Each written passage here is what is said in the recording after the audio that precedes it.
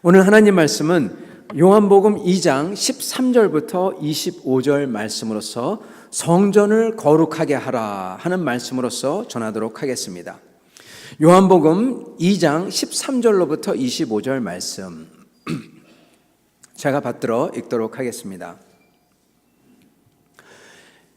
유대인의 유월절이 가까운지라 예수께서 예루살렘으로 올라가셨더니 성전 안에서 소와 양과 비둘기 파는 사람들과 돈 바꾸는 사람들이 앉아 있는 것을 보시고 노끈으로 채찍을 만드사 양이나 소를 다 성전에서 내쫓으시고 돈 바꾸는 사람들의 돈을 쏟으시며 상을 엎으시고 비둘기 파는 사람들에게 이르시되 이것을 여기서 가져가라.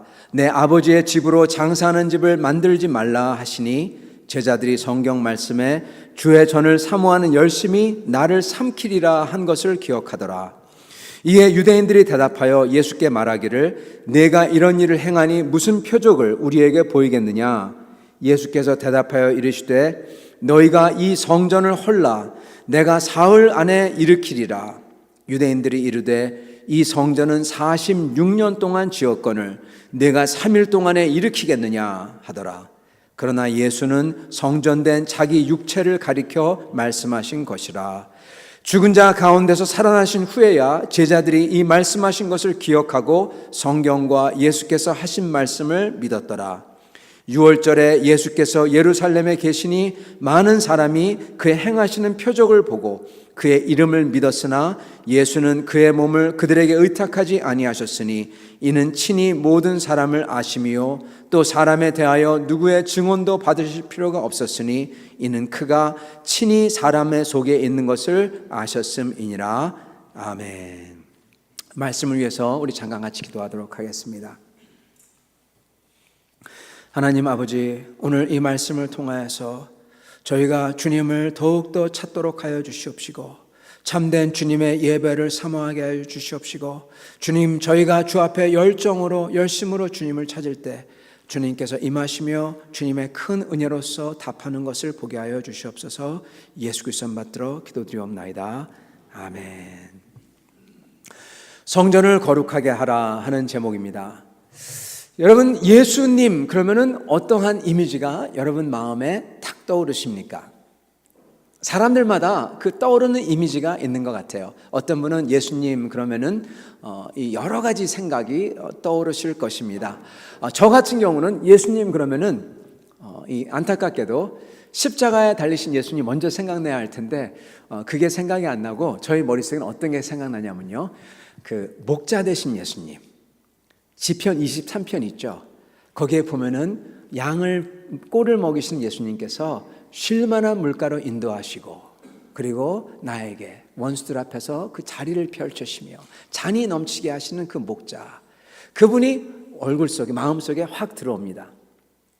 제가 아는 어떤 분은 거기서 한 발 더 나아가서 자기가 어린 양이니까 어린 양을 이렇게 안고 계시는 목자 되신 예수님이 생각난대요. 그래서 예수님 그럴 때마다 자기를 안아주는 그분이 생각나가지고 그렇게 좋을 수가 없다고 합니다.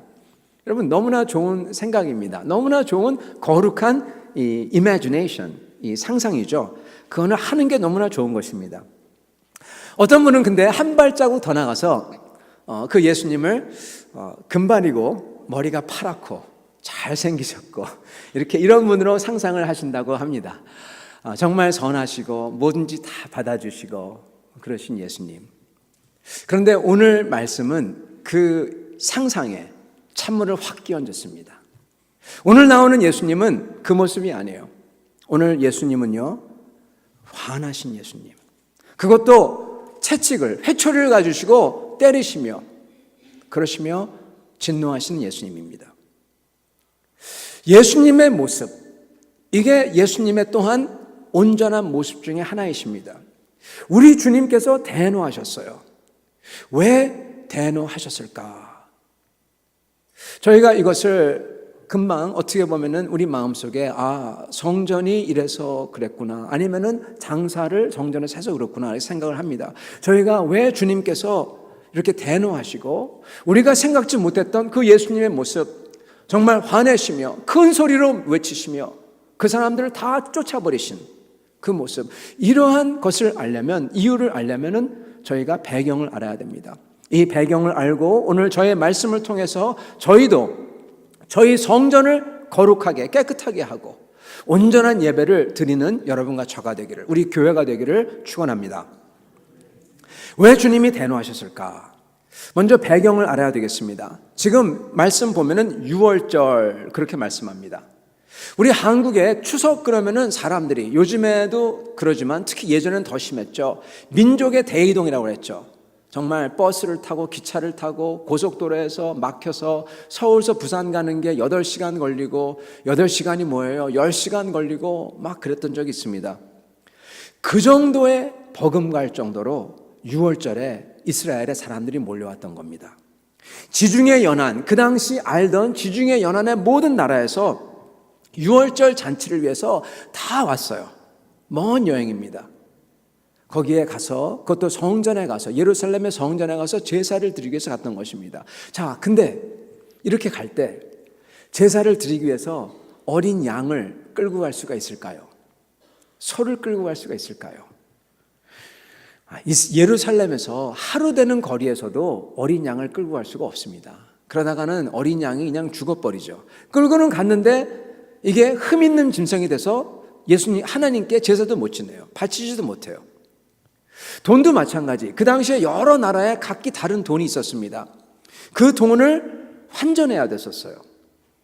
성전에 왜 짐승들이 들어가 있고 돈을 바꾸는 게 있냐? 왜냐하면 이게 필요했던 것입니다. 짐승들을 어떻게든 사야 됐었고 돈을 바꿔야 했었습니다. 어떻게 보면 이런 서비스가 필요했던 겁니다. 아마도 사람들은 그래서 이것을, 성전에서 하는 이것을 필요악 정도로 생각했던 것 같아요. 그렇게 잘못된 걸로 여기지 않았던 것 같습니다. 필요하니까, 그죠? 근데 여기서 나사렛에서 온 예수라는 선지자가 대노하고 그리고 큰 소리를 외치고 쫓아내는 것을 보면서 오히려 그 당시 많은 사람들은 이걸 보면서 이상하게 여겼을 겁니다. 그래서 이렇게 얘기하잖아요. 아니, 당신은 무슨 권위로 이것을 하고 있는 거냐? 그래서 되묻고 있지 않습니까? 비록 성전에서 이것을 판다고 하지만 제사에 필요하고 예배에 필요한 것인데 왜 이렇게 분노하셨을까? 왜냐하면 여기에 사람들의 악이 더해졌기 때문입니다. 여기 지금 보면은 짐승을 팔고 있어요. 짐승을 성전 밖에서도 팔아도 됩니다. 근데 안에서 팔고 있습니다. 짐승을 들여놓고 팔고 있습니다. 왜 이럴 필요가 없지 않습니까? 왜 이렇게 쓸까?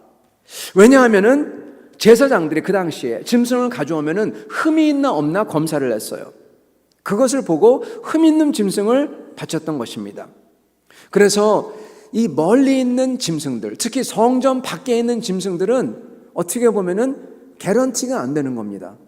근데 반면에 성전 안에 제사장들이 다 일일이 검사하고 도장까지 찍은 짐승들은 이거는 제사장표, 제사장표 양, 제사장표 비둘기, 쉽게 얘기하면 이런 거죠. 그렇기 때문에 온전하게 바칠 수가 있는 겁니다. 그래서 안에 들여서 팔았다, 그렇게 생각이 돼요. 그런데 여기에 좀 더 하나가 더 있습니다. 사실은 이것은 제사장들의 그리고 사두개인들의 이권 문제가 개입되어 있었던 것입니다. 약하거나 아픈 짐승은 율법에서 못 바치게 되어 있어요. 좋은 짐승만, 거룩하게 따로 준비된 짐승만 바치도록 되어 있습니다. 하나님께 그렇게 전심으로 예배를 드린다는 거죠. 만약에 밖에서 사갖고 왔는데 생각해 보세요. 퇴짜를 맞았어요. 어떡합니까? 가서 리펀드 해달라고 합니까? 요즘에 그 후진국에 가면요. 후진국이라면 후진국이라는 말도 안 쓰죠. 이 제3세계에 가면은 거기 시장에서 물건을 사잖아요. 물건을 살 때 그냥 안 삽니다. 깎아야 됩니다. 맨 처음에 얘기하면은 얼마 100원 그러면은 50원 그럽니다. 제가 나이지리아에서 살았어요. 한동안 아프리카. 거기선 그렇게 합니다. 값을 얘기하면은 반값으로 얘기해야 돼요. 그런 다음에 거기서 올라가고 거기서 내려야 됩니다. 그래서 맞춰가요. 만약에 그랬던 걸 가져가서 돈으로 바꿔주세요. 제사장들이 안 받아요. 그러면 어떻게 할까요? 절대로 안 바꿔줘요. 리펀드는요, 선진국에서만 있는 제도입니다. 최근래에 생긴 제도예요. 짐승을 사가지고 성전 밖에서 사가지고 들어왔습니다. 제사장들이 퇴짜를 놓습니다. 이거 어떻게 해요? 이거 오도 가도 못하는 겁니다. 그 당시에 염소라는 것은 그 사람들의 한 달 월급을 다 들여서 사는 건데, 그러면 큰일 나는 거죠. 그렇기 때문에 제사장들이, 사두개인들이 허락한 재물은 퇴짜를 안 받으니까 밖에서 있는 거 위험하니까 안에서 있는 것을 사는 겁니다. 이미 허락됐으니까. 요즘 말로 하면 성소 안에서 파는 것은 무조건 워런티가 따라온다는 거예요. 편의를 위해서 만든 것입니다. 주님의 예배를 위해서 만든 것입니다. 근데 이게 시간이 지나면서 좀 있다가는, 나중에는 밖에서 산 거는 안 되고 무조건 성전 안에서 파는 것만 된다, 이거로 바뀌는 건요, 시간 문제인 겁니다. 그래서 어느 순간 성전 뜰이 짐승들을 사고 팔고 깎고 흥정하고 돈을 바꾸고 그런 것으로 변한 것이죠. 이것은 어느 순간, 나쁜 일이 아닌데 좋은 일인데 어느 순간 뚜껑을 열어보니까 타락한 거예요. 저희가 주님을 위해서 산다고 합니다. 좋은 게 좋다고 여깁니다. 실리적인 것, 실용적인 것을 저희가 추구합니다. 그런데 그렇게 저희의 신앙이 갈 때, 그것만을 중요시 여기고 살 때 저희도 어느 순간 저희의 신앙도 타락한 것을 보는 것입니다. 여러분, 예수님을 믿고 따르는 사람 중에서요, 예수님을 실용적으로, 예수님을 믿으면은 내가 복 받기 때문에 따라가는 사람이 많습니다. 물론 실용적으로 이게 사실이에요. 예수님 믿으면 주님의 복이 따릅니다. 아니, 따를 수밖에 없습니다. 예를 들어서 아브라함 같은 사람, 주님을 믿었을 때 주님께서 얼마나 축복을 해주십니까? 보호해 주시고. 그러나 그런 아브라함도 어려움에 봉착하죠. 무자한 것도 그렇지만 아브라함은요, 아브라함의 인생은요, 가만히 보면요, 세상을 떠돌아다닌 인생입니다. 떠돌아다닌 인생이에요. 사실 하나님은 이런 면에서 아브라함을 세상에서 따로 떼어내서 따로 살게 했어요. 그리고 보호하셨습니다. 어떻게 보면 아브라함은 주님을 위해서 특별히 구분되어져서 따로 떼어낸 삶입니다. 이게 거룩한 삶이죠. 주님만을 위해서 따로 떼어낸 것, 내 시간, 재물, 인생의 목표, 관계, 순종, 모든 것, 이게 거룩한 거죠. 주님만을 위해서 떼어낸 것. 아브라함의 삶도 그런 삶이었습니다. 이게 축복받은 삶이죠. 저희도 그런 삶을 살고 싶습니다. 근데 어쩌면 보통 사람들은, 여러분과 저는 어떤 때는 아브라함 같은 삶을 살기도 하지만 구분되어서 주님의 축복을 받고 주님의 약속 안에서 주님께서 더해 주시고 보호해 주시고 그렇지만 어떤 때는 다니엘과 같은 삶을 살기도 한다는 게 사실인 것입니다. 다니엘은 떼어진 삶이 아니라 세상 속에, 그것도 바벨론 속에, 그 우상 숭배의 그 핵인 바벨론 속에서 살아야 했습니다. 그 속에 살면은 어떤 일이 벌어집니까? 맞아요. 어려운 일들이 일어나요. 신앙을 거스르도록 강요를 받습니다.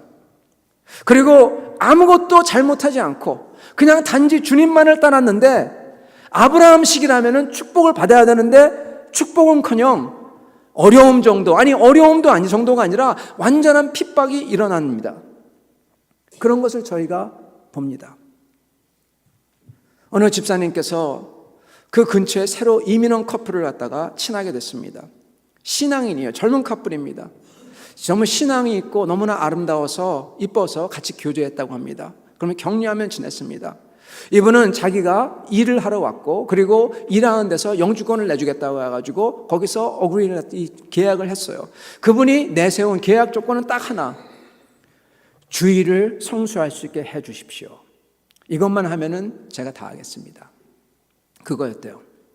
처음에는 그 가게가 잘 안 되는 가게여서 무조건 예스, 그렇게 하자고. 그래서 일을 갖다가 하기 시작했습니다. 일을 성실히 하고, 그리고 가게가 점점 잘 됩니다. 시간이 지나고 나서 그 주인이 가게가 잘 되니까 주일날 가게를 열어야 되겠다는 거예요. 가게가 잘 되니까. 그 집사님은 나는 일할 수가 없습니다. 계약이 이렇게 됐지 않습니까? 그러니까 그 가게 주인이 당신 가라고. 그래서 그분이 쫓겨났어요. 그분이 여태까지 쌓아왔던 그 영주권 프로세스를 다시 다 해야 돼요. 더군다나 멀리, 이제는 더 시골로 이사를 가야 됩니다. 그래서 이사 가는 날 트럭에 짐을 다 싣고 그 커플이 다 싣고 가야 할 때 그 집사님께서 그 커플을 기억하고 새벽에 일어나서 도시락을 만들어서 갖다 주셨다고 합니다. 같은 마음인 거죠. 신앙 때문에 어려워진 것을 보면서 자기도 어떻게 안타까워서 어떻게든 격려하고 싶어서 희망을 주고 싶어서 그 도시락에 사랑을 담아서 준 거죠. 그게 주님의 손과 발로 역사한 겁니다. 그것을 받은 분은 복덩이 도시락을 받은 줄 믿습니다. 앞으로 주님께서 그분 인도하시리라 믿습니다. 여러분, 그런데 이렇게 당장 주님만을 따른다고 할 때 어려움과 핍박이 일어난다는 것이 사실인 것입니다. 다니엘 같은 사람은 주님을 예배하려고, 주님만을 예배하려고 다른 거 안 했어요. 다른 사람을 해한 것도 없습니다. 근데 그를 사람들이 죽이려고 들어요. 그 속에서 다니엘은 주님만을 위해서 시간을 따로 떼어놓고 주님만을 위해서 기도하고 그 시간을 갖습니다. 예배를 드립니다. 이렇게 보면은 이 다니엘이 어떤 때는 아브라함보다도 세상 속에 사는 많은 사람들의 삶을 대표하는 것 같습니다. 예수님을 믿고 주님을 따르면 아브라함처럼 축복이 오는 것 맞아요. 내가 달라집니다. 올바르게 됩니다. 감사의 마음이 생깁니다. 옛날처럼 원망과 시기의 마음이 없어집니다. 성실해집니다. 주님이 주시는 기회가 보입니다. 축복들이 일어납니다. 그런데 이 죄된 세상에서는 그러면서 또한 어려움이 닥친다는 거예요. 그리고 그 어려움을 넘으면 오히려 더 심한 핍박들이 일어난다는 것입니다. 저희가 실용적으로 예수를 믿어 복만 올 줄 안다면 영이 축복을 받고, 그리고 건강도 예수의 이름으로 명하면 건강해지고, 재물도 예수의 이름으로 선포하면 부해지고, 이거는 실용적으로 예수님을 믿는 것입니다. 이러면 낭패를 보게 되는 것이에요. 실용적으로, 실리적으로 예수를 믿게 될 때 그게 안 되면, 그게 실패하고 안 되면요, 실망해지고, 그리고 믿음이 식어집니다. 근데 만약에 그게 된다고 하더라도, 그게 될 때, 내가 내 마음대로 원하는 것을 다 가질 수 있게 될 때, 이때 타락을 하는 거예요. 내 건강과 재물과 이권을 가지는 게 주님이 주시는 원하는 거야. 주님이 그걸 원해. 이런 것은 필요악이야. 어느 순간 내 자신이 여기 있는 제사장들처럼 타락해져 있는 것입니다. 여기 있는 제사장들도요, 처음부터 돈 벌려고 하지는 않았을 거예요. 그들도 주님을 섬기기 위해서 이렇게 짐승을 파는 게 멀리 온 사람들에게 편의를 봐주고, 또한 주님께 좋은 짐승을 드려야 되고, 우리 제사장들이 어차피 짐승들을 검사해야 된다면 이왕 할 바에는 누이 좋고 매부 좋고 미리 심사해 놓고 실리적, 실용적, 이것만으로서는 주님을 따르지 못합니다. 우리의 믿음도요, 사실은 그렇습니다. 우리의 믿음도 실용적인 게 아니에요. 주님 나라에서 주님을 만나는 소망, 우리가 받을 상의 소망, 주님이 다시 재림하시는 그 소망, 주님을 따라서 나도 십자가를 지고 따라간다는 그 태도, 전부 다 실용적이지 않고 실리적이지 않아요. 남는 게 없습니다. 이 세상에서 손해보면 손해죠. 제사장들이 실용적으로만 보고 행동하다가 타락을 합니다. 여기에 실리를 따지다가 이게 필요악이라고 하면서 이것을 합리화하고 치부합니다. 이게 여기에 문제가 있는 것입니다. 그러나 여기에 또 다른 악이 더해집니다. 이것만이 다가 아니었습니다. 짐승을 성전에 들여놓고 판 거는 좋은 짐승만, 검증된 짐승만 죄다 드리기 위해서 한 것도 있지만, 여기에 아까 말씀드린 것처럼 이권이 개업되어 있었어요. 그렇지만은 또한 거기에 하나가 더 있었는데, 진짜 문제는 무엇이냐? 제사장들의 생각하는 거룩이 그릇된 거룩의 개념이 여기 있었던 것이에요. 성전 안에 들어온 짐승들은 성전 밖에 있는 짐승보다 성전이 거룩하니까 더 거룩하다. 이런 식의 개념이 여기서 적용되는 듯합니다. 이것을 제사장들이 직접적으로 가르치진 않았지만 은연중에 사람들에게 가르치고 있었던 거예요. 그릇된 거룩함의 개념. 거룩함이란 것은 사실은 내가 거룩한 주님을 경외하고 그 주님을 사랑하고 싶어서 어떻게든 그분의 뜻에 맞게끔 내가 따르고 싶어서 내 자신을, 내 시간을, 내 삶을 주님을 위해서 따로 준비하는 것입니다. 그게 거룩이에요. 근데 이것을 겉껍데기만 성전 안에 있으니까 이건 더 거룩해, 이걸로서 왜곡하고 있었던 것입니다. 속은 안 그런데 겉은 그런 것처럼 하는 그런 위선을 가리키고 있었던 것입니다. 우리 주님은 그 무엇보다 종교적인 모양으로 하나님 앞에 거룩하다는 것으로 하는 위선을 제일 싫어하십니다. 마태복음 23장에 보면은 23장 전체가 그것에 대한 말씀이에요. 이 사두개인들, 제사장들이죠. 이 사두개인들의 위선이 어디에서 나타나냐? 결국 돈을 바꿔주는 장사들을 허락한 데서 나타납니다. 한번 돈 사진을 보여주시겠습니까? 그 당시에 썼던 돈의 사진입니다. 이게 투리안 돈인데 두로에서 썼던 돈이에요. 로마의 돈을 가지고 와서 성전에서 이 돈으로 바꿔야 했었습니다. 이 돈을 보시면은 이 면에는 헤라클레스는 인간인데 신이 된 사람이죠. 헬라 신입니다. 신의 모습이 새겨 있고 그리고 뒷면에는 독수리가 새겨져 있습니다. 이 독수리는요, 이 구약에서 이 더러운 짐승, 부정한 짐승으로 된 짐승입니다. 지금 현재 정결한 짐승이 아니에요. 지금 보세요. 정결 예식 때문에 온전한 짐승을 팔겠다고 성전 안에 들여놨는데 정작 부정한 짐승이 생긴 저 독수리가 새겨진 돈, 정작 이 이방 신이 새겨진 돈, 그것만을 받겠다고 하고 있는 것입니다. 더욱이 이 시대 요세푸스에 따르면은 이 예수님의 이 시대 바로 얼마 전에 이 로마 군인들이 독수리가 새겨진 문양을 들고 예루살렘으로 들어옵니다. 그랬을 때 사두개인들, 제사장들이 사람들을 선동을 해요. 저거를 참으면 안 된다. 그래서 반란을 일으킵니다. 수많은 사람들이 죽습니다.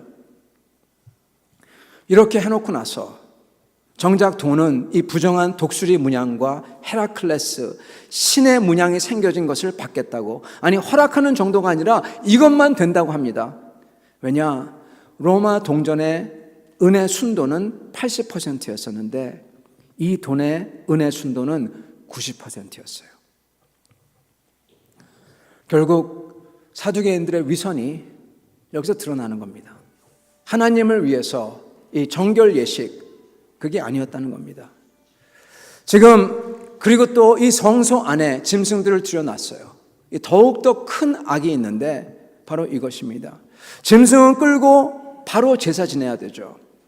이 짐승들을 놔두고 심지어 그 안에서 장사를 하고 성전은 하나님의 형상인 인간이, 그것도 택한 백성이, 그들의 갈급한 영혼이 나와야 되는 곳인데 근데 지금 그것을 완전히 망가뜨립니다. 그 다음 사진을 보여주시겠습니까?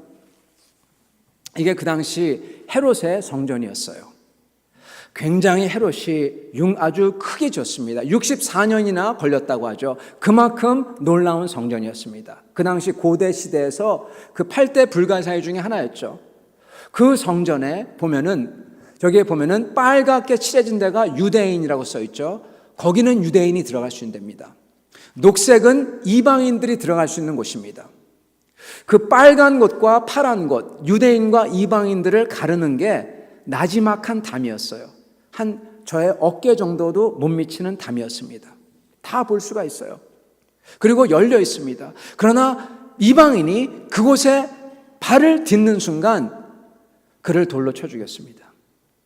우리 예수님께서 그 담을 허물었다, 다른 담을 허물었다는 게 바로 저 담인 것입니다. 저 담을 허물었다는 거죠. 이방인들은 절대로 유대인이 있는 곳에 들어가지 못했습니다. 그 안에는 제사장들이 제사를 지내는 곳이었어요. 그 녹색으로 된 데가 다 이방인들이 와서 기도하는 곳이었어요. 여러분 혹시 기억나십니까? 그 세리가 먼 곳에 서서 발치에 서서 자기 가슴을 치며 주여 이 죄인을 용서하소서 하고 기도했던 곳이 바로 저 이방인의 뜰인 것입니다. 먼 곳에서 유대인이 있는 곳에 들어가지도 못하고, 왜? 정결한 사람만 들어가니까. 자기는 정결하지 않다고 하니까 저 녹색 저곳에서 기도했다는 것입니다. 근데 저곳에 다 짐승들 그리고 이 시장터가 되어버린 겁니다. 주님께 예배드리고 싶은 사람들이 더 이상 예배를 드릴 수 없도록 만들어버린 것입니다. 예배를 드리고 그리고 기도할 수 없도록 죄인들이, 이방인들이, 그 유대인의 터에 들어가지 못하는 사람들이 하나님께 나와 안타깝게 찾으며 기도하는 곳을, 그 예배와 기도를 할 수 없도록 만들었던 것입니다. 이게 정말 악했던 것입니다. 예수님이 분노하신 가장 중요한 이유는 예배의 거룩함을 망가뜨렸기 때문입니다. 이방인들, 주님을 알고 싶어서 주님께 나오는 영적인 어린 아이와 같은 이들을 신앙을 망가뜨리는 것을 보고 마가복음 9장 42절에 주님께서 이렇게 말씀하세요.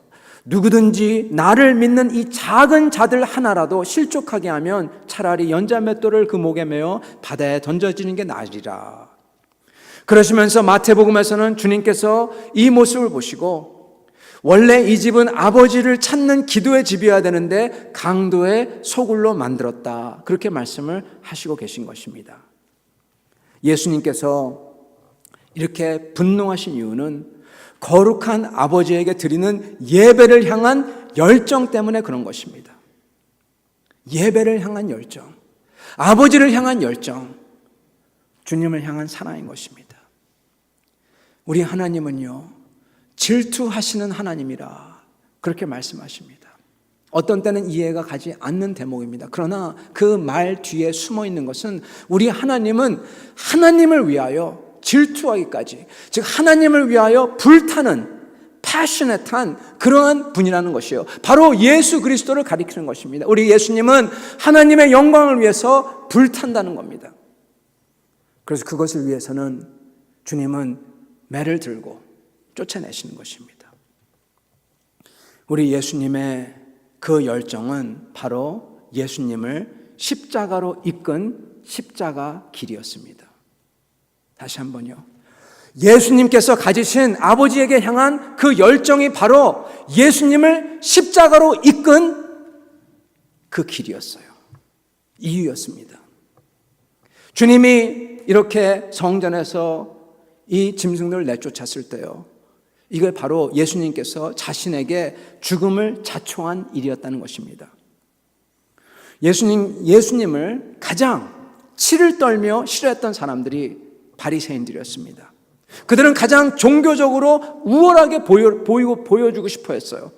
그리고 자기들은 율법대로 한다는 것을 보여주려고 했어요. 그래서 겉으로 가장 손을 항상 씻고 정결 예식을 사람들 보는 앞에 다 하고 옷을 길게 늘어뜨리고 머리에 손에 이런 것을 묶고 다니고 가장 위선적인 사람들이 그들이었습니다. 오히려 제사장 클래스였던 사두개인들은 율법을 지킨다는 것을 겉으로 보여주려고 하지 않았어요.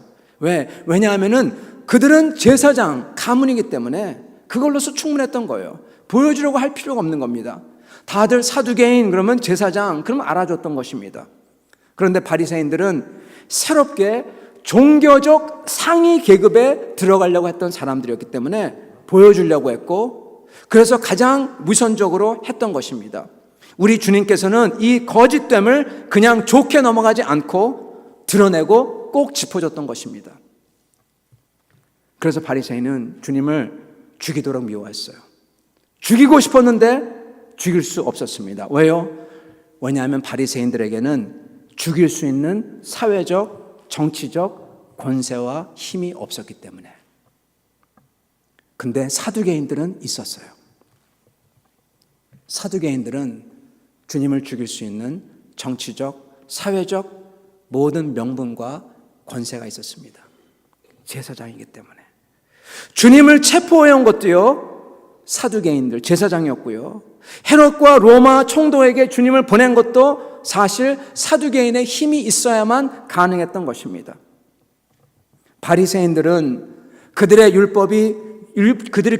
율법을 지킨다는 게 결국 거짓된 위선이라는 게 그들로 하여금 예수님을 미워하게 한 이유였지만, 사두개인들에게는 이 성전 예배의 권력과 정치적 권력을 가진 그들이 이 이득과 돈을 위해서 하나님의 예배를 타락시켰다는 것을 드러냈다는 게 그들로 하여금 예수님을 가장 미워하게 만든 것이었고, 그리고 지금 주님께서는 바로 그것을 짚고 계신 것입니다. 권력을 가진 사두개인들이 예수님을 죽이도록 만든 직접적인 원인이 바로 이 사건인 것이에요. 우리 예수님도요, 이걸 보면은 다니엘처럼 실리적인 것을 위해서 산 분이 아니었습니다. 아니었어요. 죽음을 자초했으니까. 하나님의 예배가 망가지는 것과 하나님을 예배하고 싶은 신앙적으로 어린아이 같은 이방인들이 예배 드리는 것을 막고 돌려보내고 시험을 주고 그러는 것에 진노하고, 그리고 이게 예수님을 죽기까지 만든 것입니다. 그래서 17절에 제자들이 성경 말씀에 주의 전을 사모하는 열심이 나를 삼키리라 한 것을 기억하더라. 이게 시편 69장 9절 말씀입니다. 주의 집을 위하는 열성이 나를 삼키고 주를 비방하는 비방이 내게 미쳤나이다. 주의 집을 위하는 열심이 자기를 삼켰대요. 그리고 주를 비방하는 비방이 그것 때문에 자기에게 돌아온다고 다윗이 고백하는 것입니다. 지금 이것을 보고 유대인들이, 사두개인들이 묻고 있습니다. 뭐라고 하냐? 이런 일을 행하니 무슨 표적을 우리에게 보여주겠느냐, 그렇게 묻습니다. 지금 민족의 대이동이 있는 6월절입니다. 수많은 사람이 예루살렘에 모였습니다. 그것도 성전에 다 왔습니다. 지금 메카를 생각하면 아주 쉽습니다. 근데 거기서 한 사람이 그냥 노끈으로 만든 채찍으로 내쫓는데 다 내쫓겨요. 어느 누구도 뭐라고 말을 하지 못해요. 여러분, 이게 기적이 아니면 뭐가 기적입니까? 예수님을 보고 예수님 외치는 말씀을 듣고 다 도망갑니다. 왜요? 이게 진실이고 이게 진리이기 때문에. 왜요? 주님에게 하나님 아버지의 권세가 임하시기 때문에. 이 한 사람 때문에 전부 다 쫓겨나가요. 이 기적을 보고도 기적을 보여달라고 하고 있습니다. 너무나 당연한 것을 하셨는데 이걸 할 수 있는 당신의 권세를, 당신이 가진 증거를 보여주소, 그렇게 얘기합니다. 너무나도 놀라운 기적이고 너무나도 당연하고 의로운 것을 하신 것인데, 하나님 앞에서 진실된 것을 하신 것인데 기적을 보이라, 증거를 대라. 이 말은, 증거를 대라는 말은 그들이 하나님을 위하거나 주님의 영광이나 예배의 거룩이 그들 마음속에 중요한 게 아니라는 것을 벌써 보여주는 거죠. 그랬을 때 주님께서는 19절에 이렇게 얘기합니다. 너희가 이 성전을 헐라. 명령입니다. 이 성전을 헐라. 내가 사흘 안에 일으키리라. 주님께서는 이미 여기서 이 성전을 깨끗하게 하시고 짐승들을 내쫓을 때 이미 십자가를 생각하고 계셨다는 것입니다. 아까 시편의 69장에 주의 집을 위하는 열성이 나를 삼킨다고 한 그 구절에 조금만 내려가면요, 이 구절이 나와요. 21절, 그들이 쓸개로 나의 음식물을 주며 목마를 때 초를 마시게 하였사오니. 이 말은 주님께서 십자가에서 하신 말씀이에요. 내가 목마르다 그랬을 때 그들이 초를 적신 해융을 꿰어서 예수께 올려줍니다. 마시라고. 그 예언이 바로 시편 69장인 것입니다. 지금 주님은 이 순간에, 그 순간에 이미 십자가를 다 보고 계신 거예요. 하나님 아버지를 향한 그의 사랑과 열정이 그를 지금 불태우고 있고 그에게 십자가가 벌써 보이고 결국 그를 불태운 것입니다. 지금 사실은 주님께서 진짜 성전이에요. 하나님의 말씀이, 하나님의 영이 육신이 되어 이 땅에 오셨습니다. 하나님께서 육신을 입어 여기 오셨어요. 육신 안에 거하는 살아 움직이신 하나님의 성전, 진짜 성전이 드디어 나타난 겁니다. 말라기서 3장 1절이 드디어 이루어진 거예요.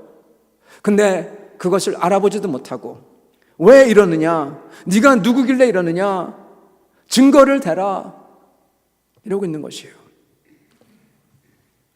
지금 진짜 성전이 옛 성전을 찾아와서 그 안타까운 모습을 보고 마음에 불이 타고 있는 거예요. 진짜 성전이 옛 성전, 그 예전에 수많은 제사가 바쳐지고 하나님을 예배하고 찬양하고 영광을 돌렸던 그곳이 타락하여 더 이상 주님을 찾는 사람들에게 시험을 주고 못 나오게 하고 예배 못 드리게 하고 기도가 안 되고 주님을 찾는 기도를 더 이상 하지 않는 그것도 짐승들로 우글거리는 그곳, 짐승보다 못한 사람들로 우글거리는 그곳이 돼버린 곳, 진짜 성전이 그 불쌍해진 옛 성전을 보면서 안타까워하며 불타고 있는 것입니다. 그리고 채찍을 든 것입니다.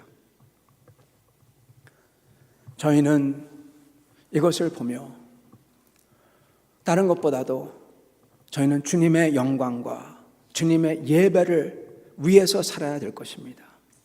저희는 크리스찬은 소위 실리적으로만 살면 안 될 것입니다. 타락은요, 작은 것에서 시작합니다. 특히 주님 예배에서부터 시작합니다. 예배가 여기에 컴프로마이즈가 있을 때, 여기에 타협이 있을 때 그때 하나씩 무너져 가는 것입니다. 그 당시 사람들은 아까 말씀드린 것처럼 이것을 그냥 필요악으로 그냥 그렇게 생각했어요. 이렇게 하는 예수님을 보고 유별난 사람, 이상한 사람, 그렇게 말했던 것입니다. 그러나 주님을 사랑하기 위해서 주님을 예배를 철저하게 드리려고 이것만큼은 내가 타협하지 않겠다고 결단한 사람을 주님께서는 기뻐하시는 것입니다. 이게 바로 예수를 닮은 사람인 것입니다. 제가 예전 교회에서 어느 분이 예배를 드리러 오시는데 알고 보니까 이분이 울산에서 예배를 드리러 오시는 겁니다. 멀리서 오시는 거예요. 제가 깜짝 놀라서 나중에 그것을 알게 됐을 때 한 1년 반 지나고 나서 그걸 알게 됐어요. 그래서 제가 그분에게 집사님, 우리 교회 오셔서 너무나 좋습니다. 근데 어떻게 이렇게 오시게 되었습니까? 멀리서, 그것도 주일마다. 그러니까 그분이 웃고 얘기를 안 하세요. 그런데 이제 나중에 얼마 지나고 나서 어느 분이 그렇게 얘기하더라고요. 저 집사님 오늘 출장 간 줄 알았는데 어떻게 우리 교회 왔네? 그래서 제가 놀라서 그 집사님 만나서, 아니 집사님 출장 가셨는데 다시 빨리 오셨어요? 아니요, 다시 가야 돼요. 무슨 말입니까? 출장 갔다가 예배 드리러 다시 온 거예요. 다시 출장지로 가는 것입니다. 강원도에 그때 계셨는데 제주도 아닌 한국 어디에서도 자기는 예배를 드리러 온다는 거예요. 제가 그 말을 듣고 놀라서, 집사님 그곳에 가면 그곳에서 드리세요. 우리 교회도 주님의 교회지만 다 주님의 교회 아닙니까? 일부러 이런 고생하지 않으셔도 됩니다. 그렇게 말씀을 드렸어요. 그랬을 때 그분이 하는 말씀이, 목사님 내가 주님 앞에 이 예배 장소를 지킬 거라고 결단하고 약속을 드렸습니다. 내 마음이 확정되었고 확정되었사오니 저는 그래서 이것을 하는 것입니다. 제가 그 말을 들었을 때 그 순간 깜짝 놀랐습니다. 왜냐하면 내가 그분의 마음을 못 봤구나. 나는 다만 편의만을, 실리만을 봤는데 그분의 마음을 못 봤어요. 그분의 마음은 주님만을 위해서 헌신한 거예요. 그분이 그러시는 만큼 그런 분은 자기의 예배를 방해하는 모든 것을 없애는 겁니다. 그리고 주님 앞에 나올 겁니다. 그러잖아요. 여러분, 가까이 있다고 예배에 나오고 싶다고 예배에 더 잘 나옵니까? 절대로 아닙니다. 오히려 먼 곳에서 오히려 예배가 너무나 귀하기 때문에 나오는 분들은 그걸 위해서 준비하고 그리고 자기의 예배를 드리기 위해서 방해하는 것을 다 없앱니다. 더 멀리 있기에 사모하는 마음을 가지고 더 결의를 가지고 나오는 것입니다. 그만큼 결단한 마음입니다. 이런 마음을 주님께서는 보시고 귀하게 여기는 거예요. 오히려 그분을 보면서 나라면은 이런 정도로 결기를 가지고 예배에 임했을까 하는 생각이 순간적으로 확 나는 겁니다. 그러면서 이런 결단을 한 마음을 내가 방해를 했구나. 내가 방해를 했구나. 짐승들을 갖다 놓은 것과 똑같은 거죠. 제가 주 앞에 회개를 했습니다. 우리 주님은 주님을 그 하나님 아버지 앞에서 하나님 아버지를 사랑하고자 결단하고 그 패션으로 불탔습니다. 우리 주님은 그만큼 예배를, 참된 예배를 중요하게 보십니다. 우리의 삶에서 예배가 얼마큼 중요한지요. 이 세상에서도요. 지금 오늘 주일 오늘 이날에서도요. 수많은 곳에서 많은 예배가 드려집니다. 근데 진짜 참된 예배는 항상 귀한 것입니다. 그만큼 없어요. 주님께서는 진정과 영으로 드리는 사람들이 그게 예배인데 그만큼 없다는 것입니다. 저희는 그렇기 때문에 저의 삶 속에서 다시금 저의 속에 있는 모든 이러한 것들을 우리의 예배를 방해하는 것들을 치워버리고 내쫓아버리고 주님 앞에 나가야 될 것입니다. 주님 앞에 거룩하기 위해서 거룩하지 못하게 만드는 것들을 다 쫓아버리고 분노하신 주님께처럼 그렇게 열정을 가지고 쫓아버리고 그 대신에 주님을 찾아야 될 것입니다. 주님께서는 내 집은 기도하는 집이라 그렇게 말씀하셨는데 내 삶 속에서 주님을 찾는 기도가 없다면 저의 삶 속에 뭔가 다른 것이 들어와 있다는 것입니다. 저희는 그것들을 내쫓고 주님을 찾는 기도를 하며 주님 앞에 나와야 됩니다. 그랬을 때 주님께서는 그렇게 나오는 사람들을 주께서는 놀랍게도 만나주시고 그리고 축복해 주실 것입니다. 진짜 축복을 해 주실 것입니다. 만약에 우리 마음속에 주님의 말씀에 의거한 생각이 아닌 세상에서 우리 영혼 속에 들어온 참되지 않은 것들, 우리를 속이는 거짓된 세상의 감정과 생각들, 만약에 그게 있다면 그럼에도 불구하고 우리가 사두개인처럼 이걸 놓치지 않으려고 주님 앞에 여러 가지 핑계를 대면서 필요악이라고 하면서 이런 더러운 것들을 들여놓고도 우리 자신을 합리화한다면 이것을 저희는 내쫓아야 될 것입니다. 그 대신에 주님의 말씀대로 기도하는 집이라 일컬음을 받도록 해야 될 것입니다. 그랬을 때 주님께서 내쫓은 것처럼 나도 같이 내쫓으려고 하실 때 성령께서 주님께서 오셔서 내쫓아 주십니다. 그리고 성령께서 저희 속에 그 열정으로서 다시금 채워주십니다. 그래서 기도하는 집이 될 수가 있는 것입니다. 사랑하는 성도 여러분, 오늘 이 시간 그 성령에게 나아가 성령님 나를 불태워 주시고 나의 이 더러운 것들을 다 불태워 주시고 내 속에 주님을 찾기 원하는 그 불로서 가득 채워 주시옵소서. 그래서 주님과 같이 교제하는 기쁨을 누리시는 그러한 여러분과 우리 교회가 되기를 간절히 축원합니다. 같이 기도하겠습니다.